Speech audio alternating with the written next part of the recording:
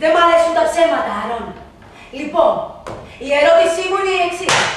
Ποια είναι η διαφορά ανάμεσα στο φόνο και στην κλοπή αυτοκινήτων? Ξέρεις? 25 κλοπές. Η τελευταία επιβαρύνεται με χειροδικία όπου το θύμα τελικά κατέληξε. Καρδιακή προσβολή. Και όχι από τα τραύματα. Δεν είναι έτσι άλλο, Έτσι δεν είναι.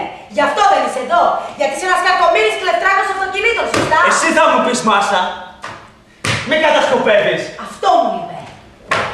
Αυτός εδώ είναι ο φάκελός σου. Με όλα τα προηγούμενα. Ξαναρχίζουμε από την αρχή. Κάθε φορά που θα λες και ένα ψέμα, θα σου παίρνω και ένα. Λέγε, τις έκανες αυτές τις κλοπές? Τις έκανα. Κοιτά και το πότε τις έκανα. Δεκέμβριο. Σύνολο 25. Μία την ημέρα. Μέχρι την Άγια νύχτα που γεννιόταν ο μικρός Χριστός.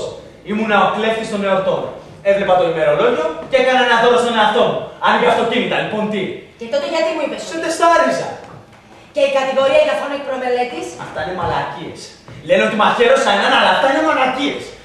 Με μπερδεύουν. Δεν ξέρω κι εγώ με ποιον. Φόνο δεν έκανα ποτέ. Και η έφεση? Μπράβο! Δηλώσα αθώος και έκανα έφεση. Είμαι αθώος. Σίγουρα? Ορκίζομαι. Να πεθάνω. Μου φόρτωσαν το φόνο γιατί τους βόλευε το παρελθόν μου.